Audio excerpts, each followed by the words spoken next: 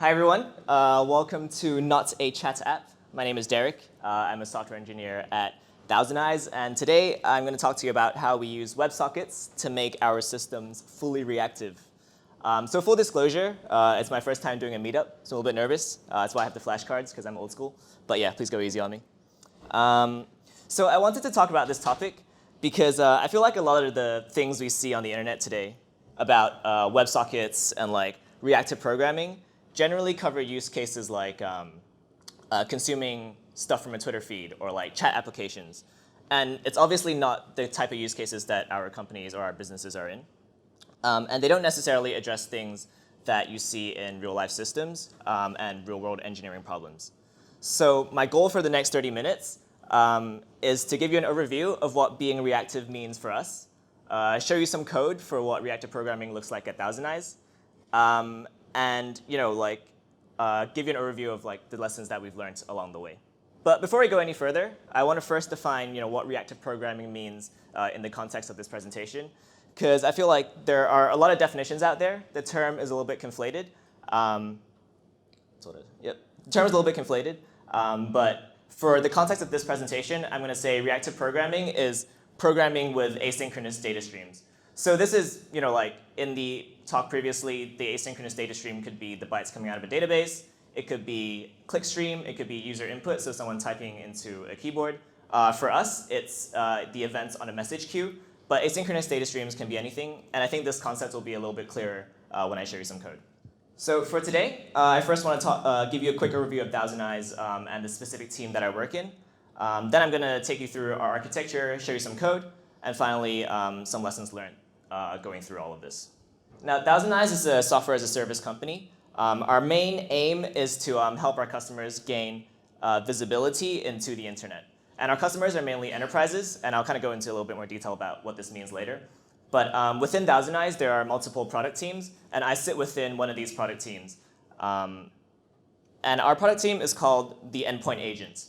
The Endpoint Agent is a piece of software that our customers can install on their computers or on their employees' laptops to gain a better understanding of their employees' experience with the internet applications that their employees use. So to give an example, if you're a company that's using Jira and you're using the cloud-hosted version of Jira, then our software can help you figure out if your employees have issues connecting to Jira. It'll give you metrics to diagnose the problems. So concretely, the Endpoint Agent is a C++ piece of software that we install into the employee's laptop. It gathers data and various metrics, which it then sends to our backend. And then we also have a web application that kind of makes this stuff pretty and shows it on graphs and stuff. Now, to kind of explain how reactive programming is involved, I want to explain a feature that our product supports, which we call scheduled tests. And scheduled tests effectively allow our customers to answer the question like, what is the experience of GitHub.com for my employees in the London office? So pretty vague, but we can kind of dive into what this means.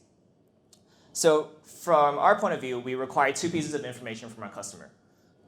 Firstly is a URL for the application that they're interested in monitoring, in this case, GitHub.com.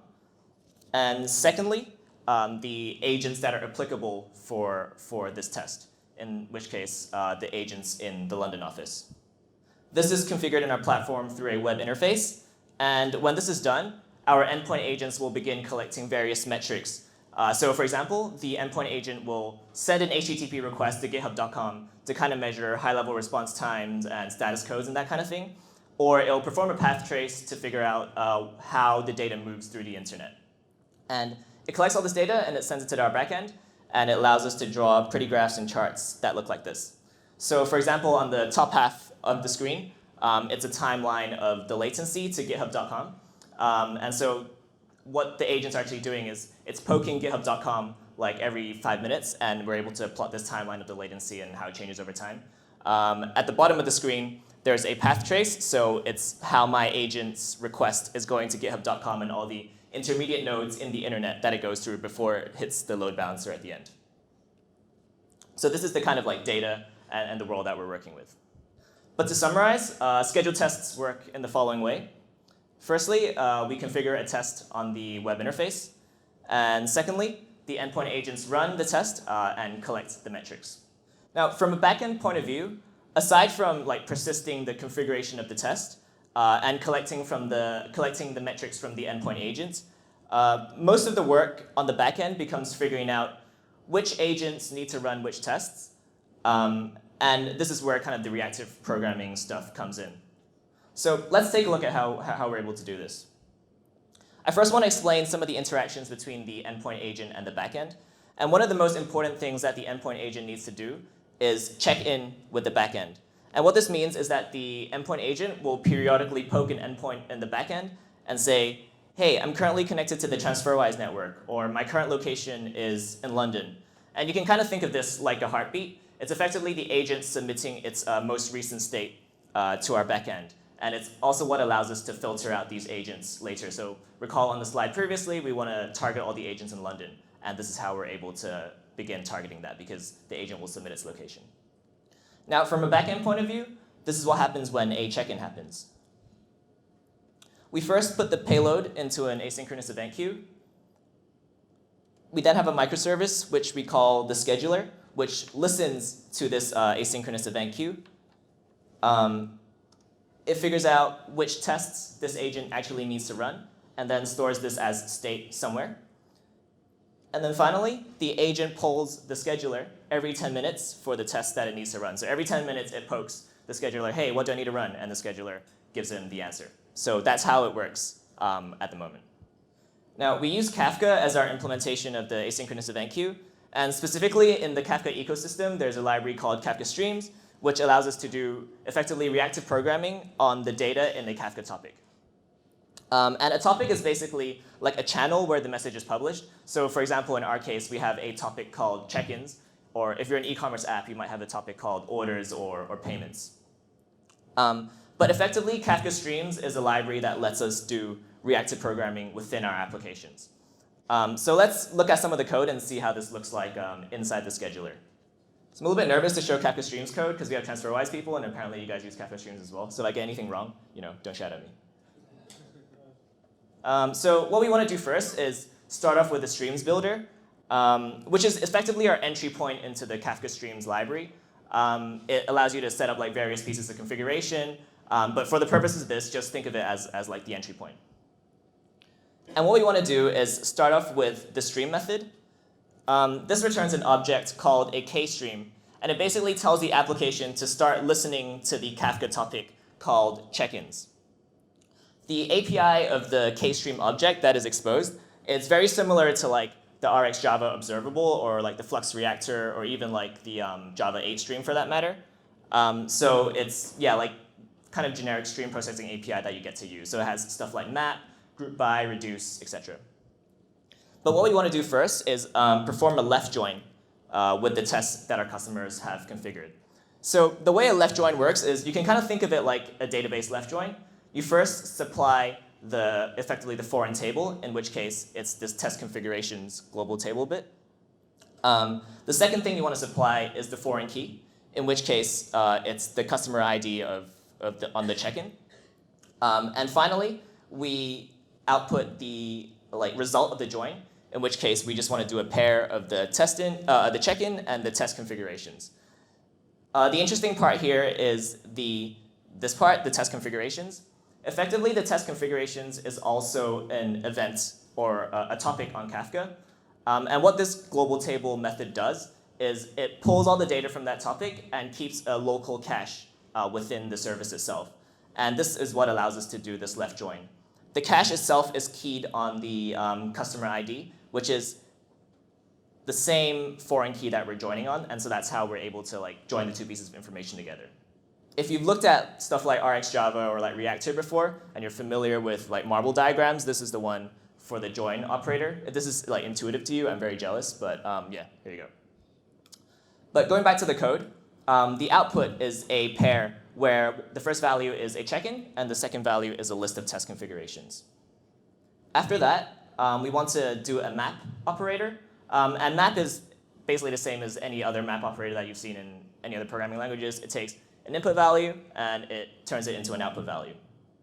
And in our case, we call this assign method on the results. And what the assign method does is it looks at the tests that are in this customer's account, applies the filters to the check-in and see which ones match, and then output the list of tests that match this check-in. Finally, for each test that this agent needs to run, we save it, and then we also publish it to Kafka. And so because we've saved it as state, when the agent polls the scheduler for what test do I need to run every 10 minutes, the scheduler has the answer already. Now, like a natural question to ask is like, why are we publishing like the set of assigned tests to Kafka as well? Well, it's because we want to be able to react on this event later. Because it's still not very good that the agent needs to poll the scheduler every 10 minutes to be able to get the latest tests. For a few things, like it's definitely a very bad user experience because when a customer defines a new test in our platform, they have to wait at least 10 minutes before the metrics start coming in. And that's one, that's confusing, and two, that's just not a very good user experience. So we want to get to a state where the agent doesn't actually need to do this 10-minute polling. And this is where we kind of introduce WebSockets to help solve this, right? So just a super brief introduction into what WebSockets are. It's basically a communication protocol that allows two-way communication between a client and a server. So it allows client to send messages to server, and allows the server to send messages, push messages to the client as well. If you kind of compare this with the traditional HTTP approach, only the client is allowed to send a message to the server, and the server has to reply based on a request from the client. So kind of how does this work for us, right? So the obvious use case is for our backend to proactively push messages along the WebSocket connection to the agent when it sees that it needs to assign a new test. So at the first round, my agent might just have a test to github.com, and then a user might configure a test to Google Mail, in which case the backend should just push that along the WebSocket connection without requiring the agent to poll our backend again. So how do we actually make this work? Currently, the scheduling only happens when an agent checks in with our backend. So the scheduler only runs as a result of a check-in. It doesn't run as a result of anything else. And the scheduler doesn't know when the test configuration changes. But the test configuration changes are already events on Kafka, right? So this is what allowed us to do the whole left join thing we saw a couple slides back. So then we're able to listen to these set of test configuration changes as well, since it's already on Kafka. So we introduced another service to react to test configuration changes, which we've called the reconciler. And the name will be a little bit clearer later on. But of course, no surprises, the reconciler is also implemented in Kafka streams. What it does here is first, it listens to the stream of check-ins. So same as before, we start with this builder, and then we call stream, and the application begins listening to this event on Kafka. We filter based on time, because we only care about check-ins that are effectively active. If an agent hasn't contacted the backend within the last hour, we basically don't care about scheduling tasks on them, because they're probably offline if they haven't contacted us in the last hour. So we filter these out. And again, the filter operator here, very similar to filter operators you've seen in other places, like in the Java stream or or like JavaScript arrays. What we want to do next is we group them by the customer's account identifier. And so this allows us to process the set of check-ins that are specific for a given customer. And finally, we perform an aggregation over this list of check-ins. And what aggregate does is it's kind of similar to like methods like reduce and collect. It like takes your stream of stuff and applies some kind of meaningful combination to it and outputs the result of that combination. So in Kafka streams specifically, the aggregate operator takes 3 arguments. The first one is a lambda that sets up your aggregation container. In this case, it's just a list for us. The next argument is also a lambda that defines how you merge each event into the aggregation container. So for example, in this case, we're just adding the check-in into the list, and then we're just returning the list itself. The good thing about Kafka streams is that the result of this aggregation is accessible in a subsequent step. So it effectively like stores the result of this aggregation as a cache on your service.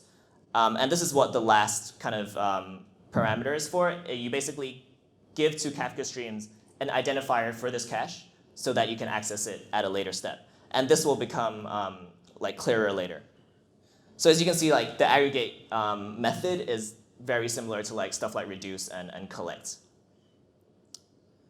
The next thing the reconciler needs to do is actually listen to the stream of test configurations, because ultimately that's what we want to react on, right? So again, we have another kind of stream, where this time, instead of listening to the check-ins, we listen to the test configurations. We do another join, and here is where the cache from before is relevant. Because we created a cache called active check-ins, we can access it again in the join. This time, we're again joining on the customer's account ID, because the cache is keyed on the customer's identifier. And finally, we just output the stuff that was in the cache that we found. So this returns a stream of a list. And so we flat map over that. And what flat map does is, if you have a stream of a list of stuff, then it just flattens it out to give you a stream of stuff. It's one of those operators that's like a bit hard to get your head around at first, but it's effectively identical to the Java 8.1 and all the other ones that are out there. Once you get your head around it, it's actually pretty simple. And finally, once we have the individual check-ins themselves, we just play it back to the same Kafka topic that the scheduler is listening to. So then, how has this actually affected our architecture as a whole, right? We have the scheduler, which is still listening to check-ins, and it's returning test assignments for each check-in. But now we also have the reconciler that listens to test configuration changes.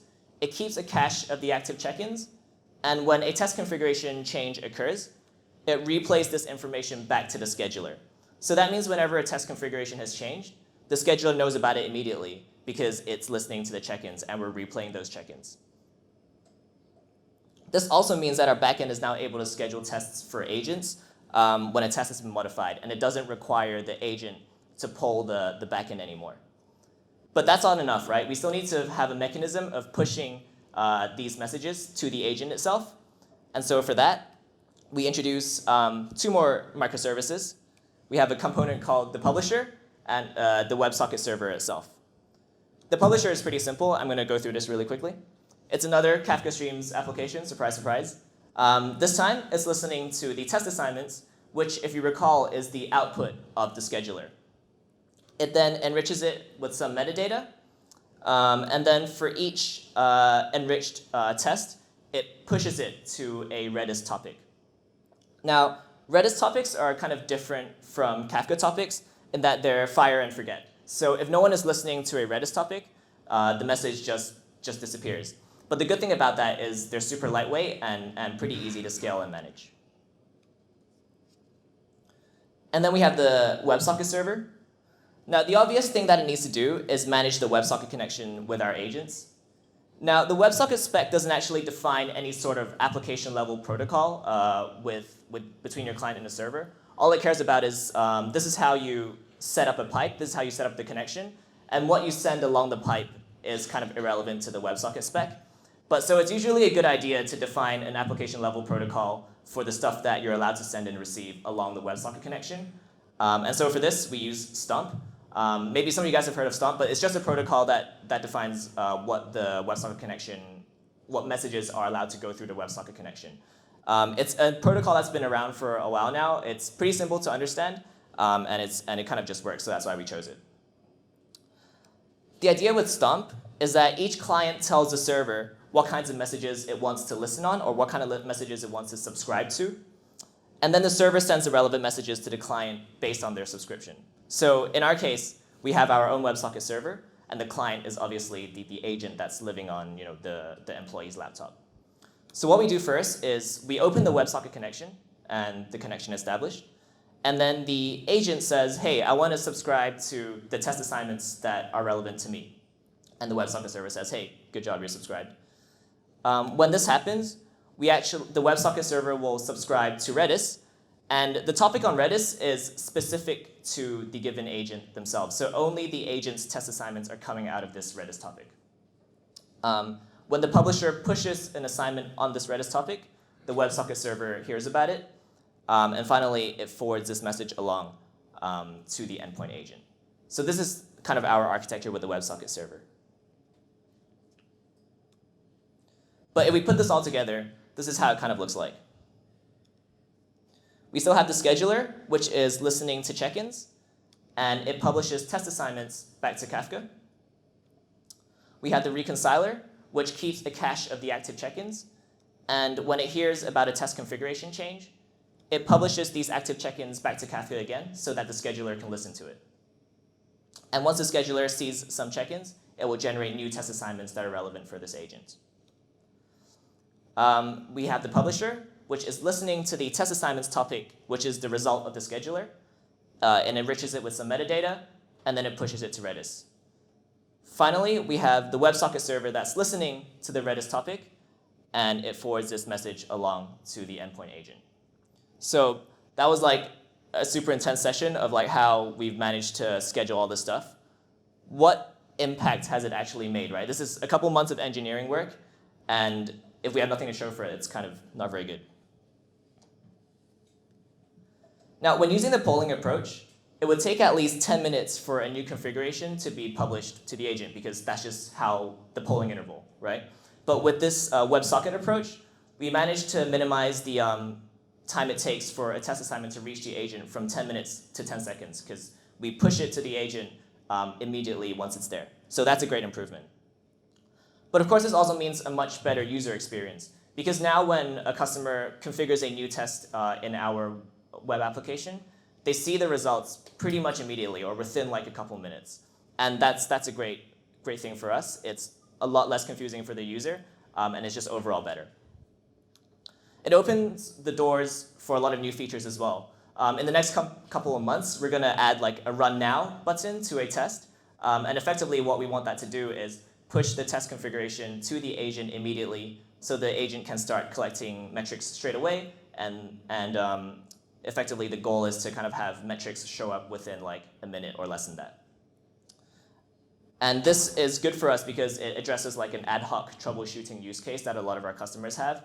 And so not only is like it's a performance improvement, but it also kind of lets us implement new and better customer features. And for this, we plan to leverage a lot of the existing components that we've already built. But of course, not everything is easy and not everything is rosy. Building a reactive system is difficult, and it's super easy to like introduce bugs. In traditional systems where your data is stored in a database, if you have a bug, it's usually pretty easy to just like look into your database and figure out what's wrong. Like if the row has the wrong value, then you can usually pinpoint where your bug is. But in an event-driven system, you don't really have like a database. It's quite hard to look inside your event log and just try and see where the problem was. So bugs are pretty hard to solve. And the way we've kind of addressed that is just through good monitoring and good operational excellence in general. Through our monitoring, we've kind of actually uncovered a lot of issues that we didn't initially realize. And another thing for this kind of like reactive architecture to work, having like a push-based mechanism in the middle usually is the last piece of the puzzle. So for us, the push-based mechanism is the WebSocket server. But that was almost the easiest part of this whole thing. The harder part was more to model everything as an event, so that eventually when the WebSocket server does get introduced, it has that event already and is able to push it along. So modeling everything as an event, you kind of have to flip your way about how you think about problems, and it sometimes makes simple problems pretty difficult to solve. Of course, if everything is asynchronous, then timing also matters. We kind of had a few weird issues where caches were being populated in a downstream or in an upstream service, but the thing downstream wasn't warming up its cache quickly enough. So when a message got pushed through, the right thing didn't happen because the cache on the downstream server wasn't like warm, and so it didn't produce the right result. So again, kind of like with asynchronous systems in general, timing is a big factor, and for us, again, it was down to monitoring and good operational excellence that like allowed us to figure out what the problems were. And finally, writing a WebSocket server in Java is not that straightforward. A lot of the things you see online is about writing chat applications, which we're obviously not. And like a lot of the literature out there doesn't really help. It kind of usually talks about writing single instance applications, where for us, you want to run multiple replicas. And so like a lot of the frameworks that are there as well don't really help. A lot of the time, we had to kind of dive into the framework code and look at the libraries and debug the libraries themselves to actually figure things out. But kind of these were the key takeaways for us. Ultimately, it was a great engineering challenge to solve. And I really think that by embracing a reactive architecture, we brought a lot of value to our customers. Now, before I conclude, I just want to say thanks to TransferWise and JVM Roundabout for having me. I'll be hanging around later as well, so if you have questions or you want to chat, feel free to come along. But otherwise, I hope tonight I've given you a good overview of how we run our systems, the types of challenges that reactive programming brings, and some inspiration for how to make your systems more reactive and event-driven. Thanks.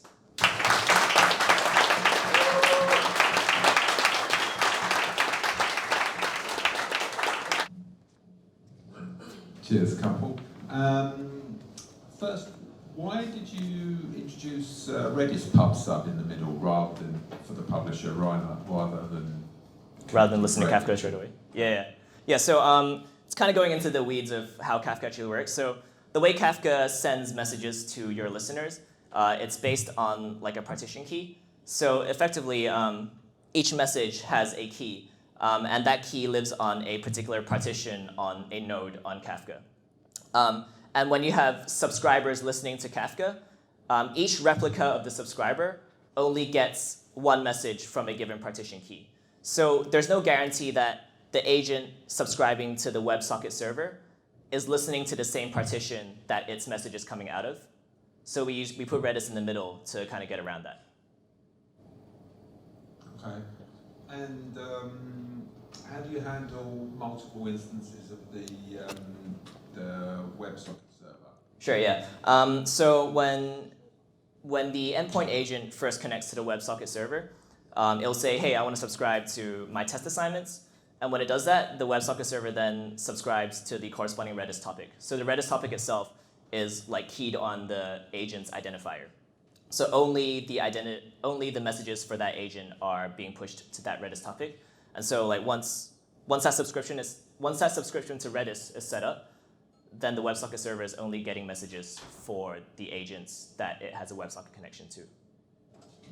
It's, by the way, great presentation. Congratulations on your first meetup. You said that in the beginning. I was just wondering more like the way the business rules of this application work. So when the test assignments get regenerated because the configuration changed, you do not provide any kind of functionality to cancel those that have been already emitted. So like they all will be pushed into the agents. Yeah, exactly. Yeah. So the kind of like I guess logic that we have on the agent is that it's effectively idempotent. So if you push like the same thing twice, or like it always just holds on to the like latest state. So the actual message that we push isn't like new assignments. It's here are all the assignments that you need every single time. So it's always idempotent effectively. Yeah, right. So there is no preference between. Yeah. Thank you very much.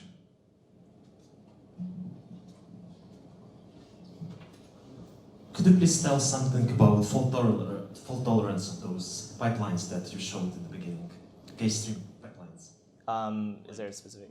What if consumer crashes and there were messages in the middle of those pipelines? Yeah, so the pipelines, because it's on Kafka, it's persisted. So when the application spins back up, it just kind of starts from the position before it crashed, I guess. So it like replays the message, and then we have kind of monitoring around stuff like consumer lag. So basically, how far behind is an application from the latest part of the Kafka topic?